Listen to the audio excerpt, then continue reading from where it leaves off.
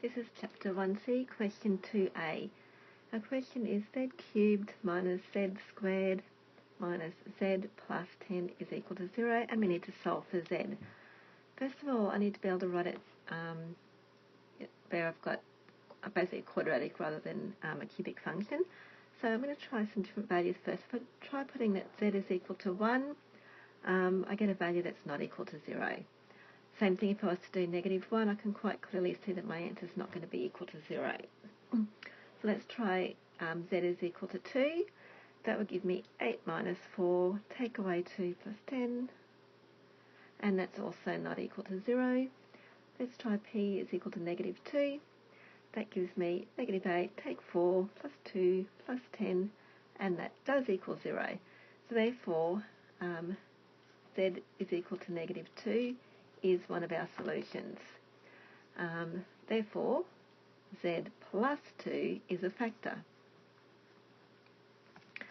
So I'm going to rewrite it now that z cubed minus z squared minus z plus 10 is equal to, now we're going to have z plus 2. Now we're going to write it as a quadratic.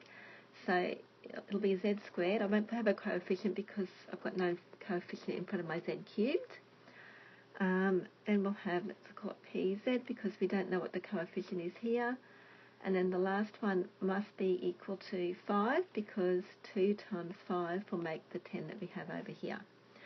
So now I've got to work out what the value of p is. So if I look at z terms,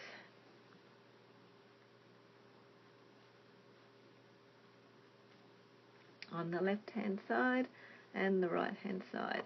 So just the z on the left we have -z, and on the right-hand side we would have z times 5, so 5z, and we would also have 2 times pz. So now if we rearrange, we can solve for the p. So I'm just going to cancel out those z's because they're all common factors. So we'll have -1 take away 5 is equal to 2p.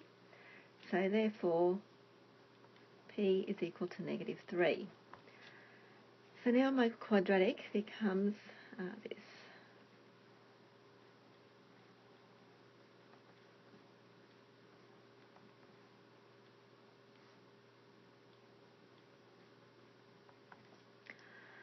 Okay, so now this one here, it's not going to be an easy one to just complete the squares like we had done in question 1, because if I had z take away 1.5 and square that, we're going to have messy numbers.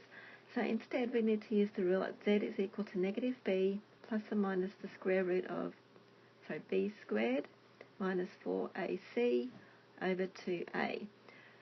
So b is the coefficient of the z term, so that's, if I label that, that's a, that's b, that's c. So -b will be +3, b squared will be -3 squared, minus 4 times a is 1 and c is 5, over 2 times 1. So that gives me -3, 9 take away 20, over 2. So that will give us, don't know why I put a negative there, 3 plus or minus the square root of -11 over 2. Now the square root of -1 is I, so I can write that as 3 plus or minus the square root of 11, I, 2, 2. And I'll write that a bit clearer. Okay, so we've got two possible solutions. We could have that z is equal to 2, it was -2, and we could have z is equal to 3 over 2 plus or minus root 11 over 2i. So those are our solutions.